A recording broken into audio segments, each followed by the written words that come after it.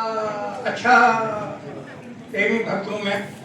उन्होंने एक दिन मुझे कहा कि नहीं मैं तो ज्योतिष का स्टूडेंट हूँ, तो मैंने उससे तुरंत बाद में स्वामी संपूर्णानंद संस्कृत यूनिवर्सिटी से दोबारा से ज्योतिष सीखने का पाठ्यक्रम ज्वाइन कर लिया। तो मैंने कहा जी आप अगर ज्योतिष सीख रहे हैं तो हम तो अभी नर्सरी की लाइन में लगे हुए हैं, चाहे हमें 20 साल हो गए करते हुए। अब मेरा जो विषय है बेसिकली, क्योंकि मैं पुरी में पहली बार आया हूँ और अपने बारे में थोड़ा सा ये है कि पुरी से मेरा विशेष संबंध है, क्योंकि पुरी के सबसे नज़दीक है कोणार्क मंदिर। और कोणार्क मंदिर के लिए शायद हमारे सब लोगों को नहीं पता था, मुझे भी नहीं पता था कि जो ऋषि परंपरा शुरू हुई आर्यभट्ट से लेके, उसमें सातवें जो ऋषि हुए मुंजाल उनका नाम था, मुंजाल ऋषि, और उन्होंने आयान का सिद्धांत जो है प्रतिपादित किया।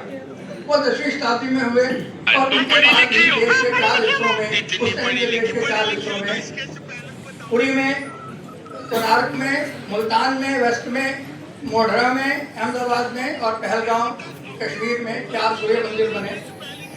तो इसलिए जैसे उन्होंने कहा कि हमें पुराने लोगों चीज़ों को पुनर्जीवित करना है, उन्हीं में सारी शक्ति है। मैं थोड़ा सा बीच में जिस काम के लिए आया वो बेसिकली बच्चों के लिए है, तो वो देना भी जरूरी है। जहाँ बात आई हमारी, सब मैं ये मानता हूँ कि ये सब जितने भी कम से कम पहली इस पंक्ति में बैठे हैं या इसमें बैठे हैं मुझसे वरिष्ठ हैं, अच्छे हैं। पर कल मैंने जब पता लगा कि यहाँ बच्चे भी थे तो उनके लिए बहुत काम आएगा। इसको मैं पढ़ देता हूँ, 2 मिनट में लगेंगे, फिर मैं आपको कॉपी भी दे दूंगा। प्रत्येक मनुष्य हमेशा स्वस्थ रहना चाहता है और सत्य यह भी है कि प्रत्येक व्यक्ति कभी न कभी बीमार भी अवश्य होता है। मनुष्य देवों के अधीन है, कर्मफल सिद्धांत और ग्रह चाल के कारण ही ऐसा होता है।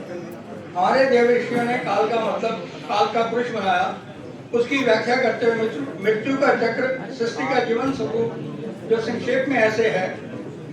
उन्होंने लगन की शुरुआत की मेष लगन से, सिर, गले में वृषभ, भुजाओं में मिथुन, इसी क्रम में 12 राशियां पैरों तक चली आई।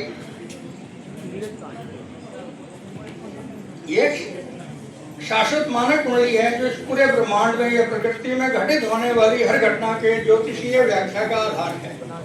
सभी भावों के स्वभाव, काल, तत्व, फल, ग्रहों की स्थिति, दृष्टि, सबका शास्त्रीय आधार इसी काल पुरुष की कुंडली से होता है। काल पुरुष के 12 भाग उन्होंने बनाए। पहला भाग को उन्होंने रखा मेष लगन को, सिर, मस्तिष्क, सोच, व्यक्तित्व इत्यादि से। दूसरे को रखा मुख, गला, जीभ वगैरह से। पूरा नहीं पढ़ रहा हूँ, आपको दे दूंगा कॉपी, आप कर सकते हो, पूरा है क्योंकि समय को भी देखना है। मिथुन में हाथ, कंधे वगैरह हम लेते हैं। कर्क से हृदय, फेफड़े हम लेते हैं। सिंह से पेट, पाचन क्रिया लेते हैं। कन्या से नाभि आते हैं वगैरह वगैरह।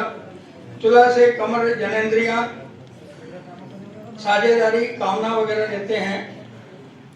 वृश्चिक से मलाशय बेसिकली हम लेते हैं, कई लोग इसको ऊपर लेते हैं। तुला राशि को मैं जनेंद्रियों से ज्यादा कहता हूँ जोड़ना चाहिए, और वृश्चिक को सिर्फ बुधा से ही जोड़ना चाहिए।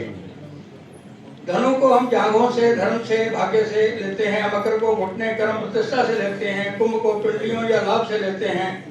मीन को पैर, तलवे, मोक्ष से लेते हैं। इसमें देखते हैं कि सिर है, पहला भाव सिर, चौथा भाव हृदय, 7वां भाव सेंट्रल ज्ञानेंद्रियां, और प्रथम 12th भाव में आ गया कहने को प्यार। और मजेदार क्या बात है, जो 12th भाव है वही हमें मोक्ष दिलाता है। तो सिर से लेकर पैर तक वहाँ कवर हो गया। अब इसी को हमारी चिकित्सा से देखते हैं, जो मेडिकल एस्ट्रोलॉजी है उसको भी इसी सिद्धांत पे है। काल पुरुष ने कुंडलियों को अंगों के साथ साथ 5 महाभूत पृथ्वी, जल, अग्नि, वायु, आकाश सबसे जोड़ा, और मेष, सिंह और धनु की राशि को अग्नि में किया, ऊर्जा से किया, रक्त संचार से किया। वृषभ, कन्या और मकर को पृथ्वी तत्व से जोड़ा, अस्थियों से जोड़ा, मांसपेशियों से जोड़ा। मिथुन, तुला, कुंभ को वायु तत्व से जोड़ा, श्वास से जोड़ा, स्नायु तंत्र से जोड़ा, और कर्क, वृश्चिक और मीन का जल तत्व होने से रस, वीर्य, मूत्र, विश्लेषण से जोड़ा। और आकाश पूर्णतः 12th भाव जो है उसको हमने आकाश से जोड़ा। आकाश क्या है, कल भी सुना मैंने की व्याख्या क्या है। आकाश क्या है, हम कि अब शरीर रह जाता है, 5 तत्व तब भी मौजूद रहते हैं, जैसे ही आत्मा जाती है हमारा शरीर किसी काम का नहीं है, तो वो आकाश तत्व की बेसिकली प्रमुखता है। और वही दिखाता है जो मैंने सबसे पहले बोला